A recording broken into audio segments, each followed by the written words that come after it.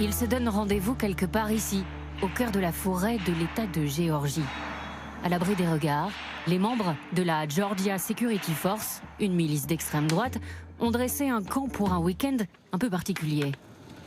Le chef de la bande se fait appeler général Blood Agent, l'agent du sang.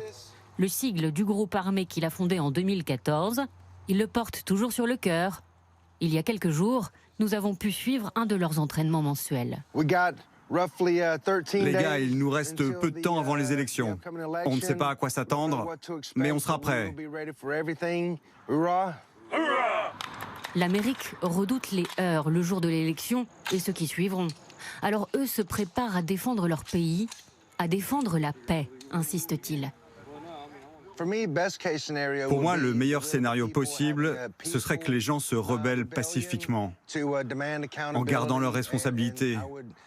Je donnerais évidemment un coup de main à ceux qui partagent cette position. Dans sa vie civile, le général travaille dans un cabinet juridique. Pour entraîner ses troupes dans les bois, il a mis son uniforme de combat. On va aller au contact de l'ennemi. Leur bataille commune, c'est le droit constitutionnel au port d'armes. Et leur ennemi, c'est Joe Biden.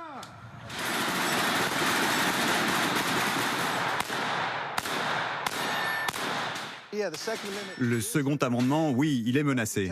Dans certains États, pas encore au niveau national, mais si Joe Biden gagne les élections, vous verrez de plus en plus d'États qui nous enlèveront nos droits. Les miliciens soutiennent le président Trump, qui, lui, incarne leurs idées et leurs valeurs. Ils en sont persuadés. La violence sera déclenchée par le camp d'en face, celui des démocrates. Je ne suis pas un homme violent. Je suis chrétien, mais je dois protéger ma liberté, mes droits et ceux de ma famille, de mes enfants et de mes frères et sœurs. On a vu ce qu'il se passe avec les antifascistes, avec le mouvement Black Lives Matter, tous ceux qui font l'actualité dans ce pays. Nous, on en a marre.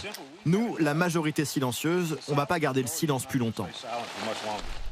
La majorité silencieuse, qu'ils entendent défendre, ne comprend pas cette frange de l'Amérique qui s'est élevée contre les violences policières, contre le racisme. Pour se faire entendre, les plus radicaux ont fait le choix des armes. Selon le New York Times, entre mai et août 2020, une centaine d'actes violents a été perpétrés par différentes milices. À quelques kilomètres d'Atlanta, sous une pluie battante, c'est l'heure du barbecue et des pronostics électoraux. Le sergent Trinman, électricien de profession, croit dur comme fer à un scénario catastrophe.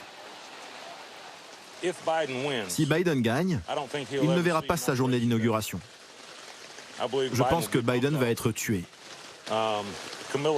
Et quand il sera assassiné, Kamala Harris ne pourra pas être présidente. Elle n'en est pas capable. Donc Nancy Pelosi va prendre le pouvoir, et là, il y aura la guerre civile. Parce qu'on ne va pas la laisser faire sa politique. Oui, on utilisera tous les moyens possibles si quelque chose arrive. Si on doit en arriver là, alors oui, je prendrai les armes pour défendre mon pays. Ces miliciens ont fait de l'élection présidentielle une question de survie.